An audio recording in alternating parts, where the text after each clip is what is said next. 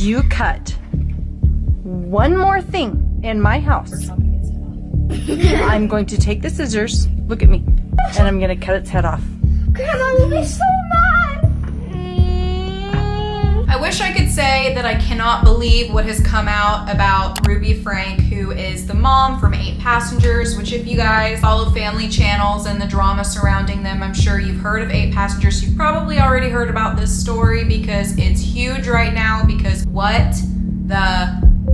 I'm gonna have to bleep that out. I wish I could say that I was surprised about this, but I'm not. I am a little bit surprised about the severity of it, because when I started reading into the details about what happened, it was giving me Turpin family vibes, and I'm not the only one that has said that. I've seen other people say that as well, because it is so similar. If you guys did not hear about that story, it was this family that had a ton of kids and they were all extremely malnourished. There weren't a lot of photos of them, but the ones that there were, they were all extremely malnourished. So many children. They lived in like a hoarding house, and parents were extremely abusive. They would chain them to the beds, they would starve them. The mom would collect toys and clothes for kids just so that they could stare at them but not let them have the things. And one of the daughters ended up escaping, getting a phone and calling the police, who then showed up and found her other siblings chained to beds. I'm sorry. Shaking too much. Yeah, I was shaking it, so I was trying like to dial 911, but I couldn't even get my thumb to press the buttons because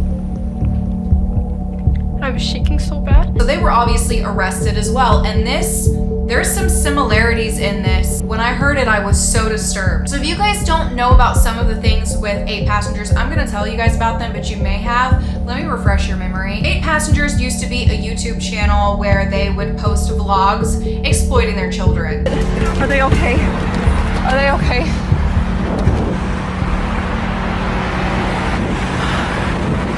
Are you okay? Russell?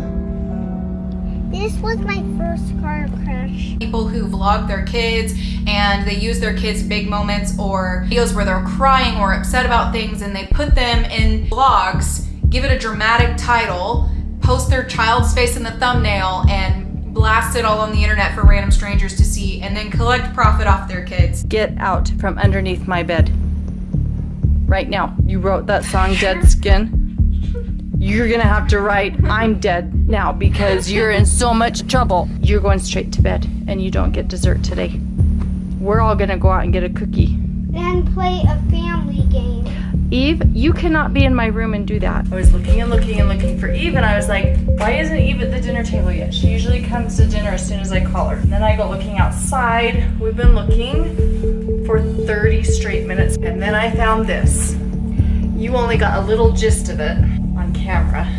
All of the discipline takes place off camera. Family channels are something that I just don't feel like should exist. I feel like it's exploitive, and your children cannot consent to it. They cannot choose to be a part of these things. It's extremely dangerous to put your kids out there and then send them off to school when you have who the hell knows that's been watching them on the internet that could have found where they live. Like, you just never know. I don't like family channels is what I'm trying to say. They're exploitive. I don't think they should exist. But 8 Passengers does not exist anymore. But back when they used to post videos, Ruby Frank, the mother from 8 Passengers, posted this video where she was talking about how she sent her 6-year-old to school with no food because she forgot to make her lunch. Principal or teacher called and was like, she has no food, she has no money for food. The mom was like, yeah, basically she didn't want her to eat because she forgot to make her food. Just got a text message from Eve's teacher, and she said that Eve did not pack a lunch today, and can I bring a lunch over to the school? This happens quite often when you're raising children, because I know that her teacher is uncomfortable with her being hungry and not having a lunch, and it would ease her discomfort if I came to the school with lunch. But I responded and just said Eve is responsible for making her lunches in the morning, and she actually told me she did pack a lunch. So the natural outcome is she's just going to need to be hungry, and hopefully hopefully nobody gives her food and nobody steps in and gives her a lunch. Now, I think it's amazing, it's wonderful to teach your children how to cook, and little kids and toddlers, they love to help you in the kitchen. They're like, what's this? I want to stir that bowl, I want to crack that egg in there. They want to help you out, but you should not force your child to provide their own meals for themselves, especially at 6.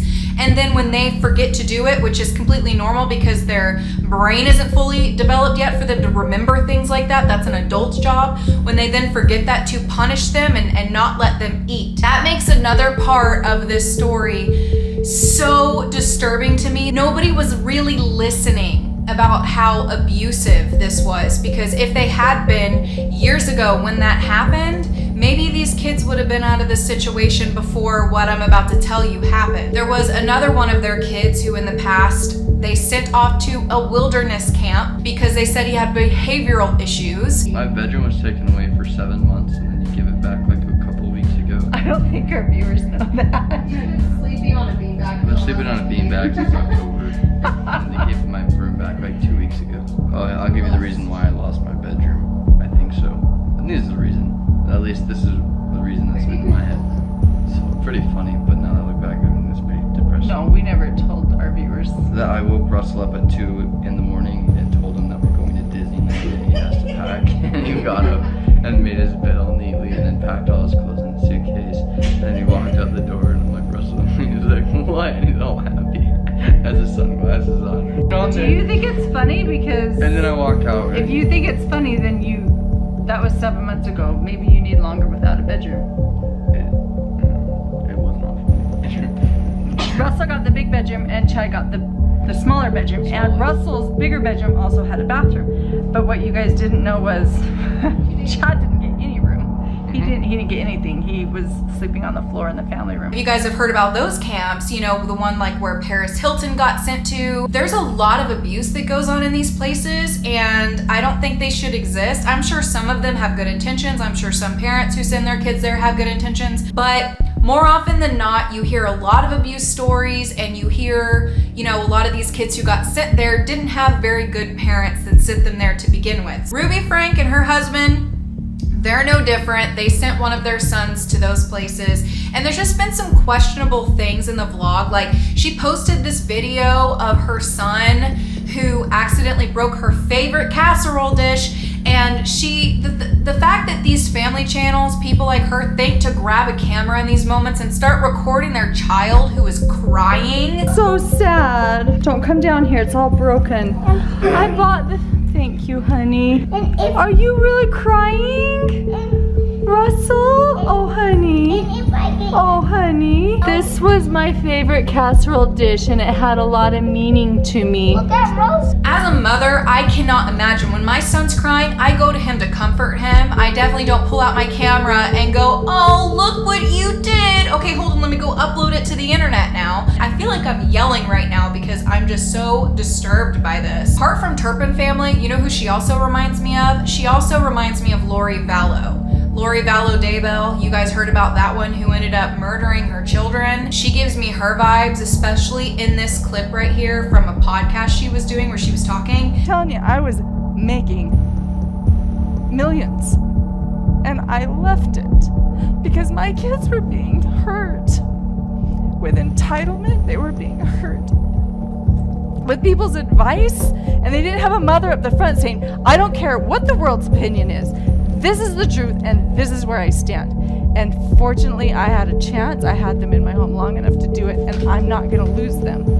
They're seeing truth, they're accepting truth, they're loving truth. And so this is my passion, is to invite you to stand in truth and put your opinions to the side for a minute. Because your kids are the target of distortion. When people talk like this, I'm sorry, it's just batshit crazy to me. Like, you sound crazy. There were red flags upon red flags upon red flags that everybody was seeing that this woman is dangerous to her kids. And now this happened, which I'm gonna get into and tell you guys what just came out. Ruby Frank and her friend Jody Hildebrandt, who I believe is the one that she does this podcast with, were arrested on Wednesday. The both of them are facing 6 abuse charges. So apparently they were at Jody's house with the children, okay? One of the sons climbed out of a window, ran to a neighbor's house asking for food and water. The neighbors realized that the son had duct tape on his arms and on his legs. Obviously freaked out, called the police because they're like, what is going on? This kid, like, can you imagine, like, this child, how scared and hungry he had to be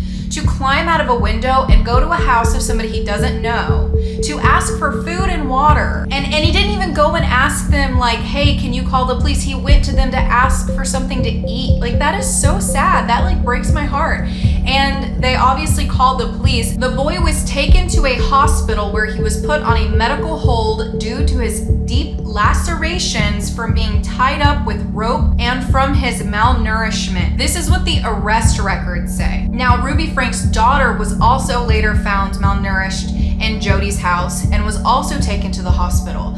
2 of Ruby's other children were placed in the custody of Child Protective Services. It says that while the children were found at Jody's house, Ruby had been seen in a YouTube video that was filmed at her house and posted 2 days earlier that indicated that Ruby was present at the residence and had knowledge of the abuse, malnourishment, and neglect. This is horrific. I want to know, like, what's going on with the dad here? I need to look a little bit more into it with the dad. What's going on with him? Because he was also a part of this family channel. Like, I just read in this article that was talking about how there is another video where they talked about how they weren't going to give their kids presents, that Santa Claus wasn't coming this year because they hadn't been good. These people need to be locked up and never let out, and I hope that these kids can go into the hands of somebody who can protect them and love them, feed them, not chain them up and tie them up like you would. Like, you shouldn't even do that to animals, let alone children. And the thing that sucks about this whole thing is that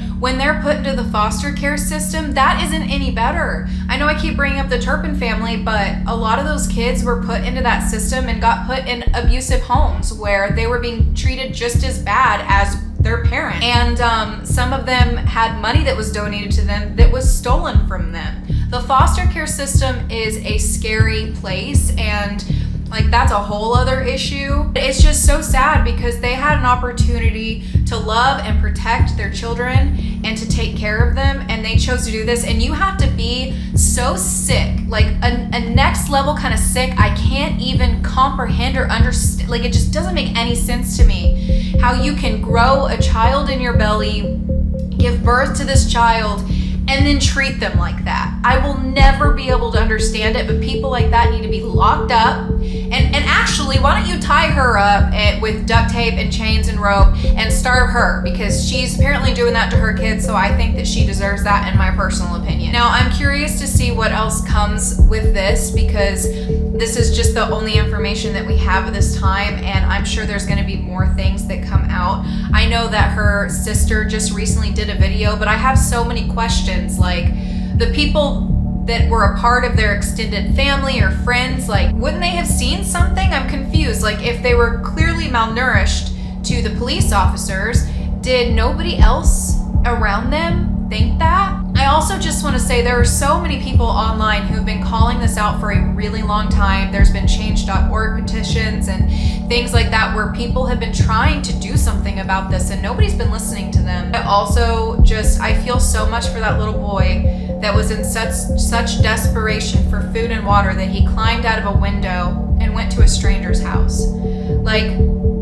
that breaks my heart. I'm so glad he managed to get out, but I bet he was terrified. And now I'm just worried about these kids because there's that whole other thing with the foster care system, and it's just, I hope that they end up in the right hands. I'll definitely let you guys know what else comes out with this. Leave me your thoughts in the comments down below. Subscribe if you are not yet subscribed so that you don't miss any of my videos, and I will be seeing you guys soon for another one.